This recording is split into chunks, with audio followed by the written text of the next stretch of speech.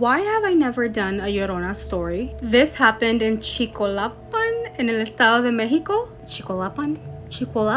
It happened in Mexico, okay? So this girl's studying to be an architect and says that most of the homework that's given to them is done in groups. She said that most of the time all of her group plans to meet up at a certain friend's house because it's like the same distance to everyone and it's just in the right spot. She also mentions that this girl lives next to a cemetery. She said that the night that she's about to tell us happened was one of those nights where they had to stay up because the homework that they were given was really complicated. Like they couldn't fall asleep, they needed to pay attention at all times, so they had all agreed to stay up as long as they needed in order to finish that work. She says that even though they drank so much coffee and they were trying to keep each other awake, around 3 a.m. they all started getting really tired. One of the friends suggested that maybe we should all go to sleep for at least an hour and then continue after that. She said that even though they didn't want to go to sleep, because what if they stayed asleep and didn't do the homework, they were all so tired that they agreed to sleep for an hour. So everyone started spreading around the room. Some people laid on the floor and she decided to lay on one of the couches. She says that as soon as everybody got quiet to fall asleep for the hour, that's when they heard it.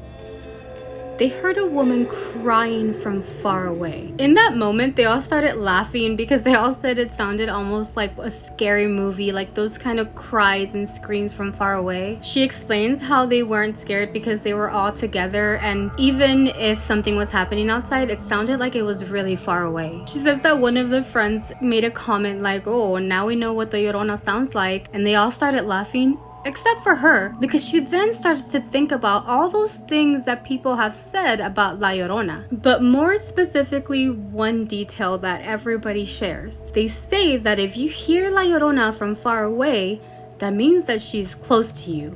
But if you hear it close to you, that means that she's far away. A little later, they heard the cry again, but this time it was really close to where they were. She said that this time, hearing her really close to where they were, like almost outside of that door, got everybody scared. All of them at once turned to look at that door, and then they all looked at the windows to make sure they were closed because that's how close they heard her next to them. In that moment, they all turned back to the door because they started hearing some weird sound, and that was when they all saw that the girl's rosary that was hanging on the doorknob was going almost in circles, like if somebody had pushed it or was playing with it. She said that there was no wind or like anything that would have caused that thing to just start moving out of nowhere. After a while, they didn't hear it again, and the girl that owned that house immediately went up the stairs to make sure that her son was okay because he was up there asleep. She said that none of them can go to sleep after that, so they just decided to get up and finish that homework. Now they all joke around that thanks to La Llorona, they were able to finish and pass that class. Can you imagine? Ugh, I've never heard anything that's so scary. Anyway, this story is also from Relatos de la Noche. If you want to go listen to it, I'm putting the time and the title that it's at.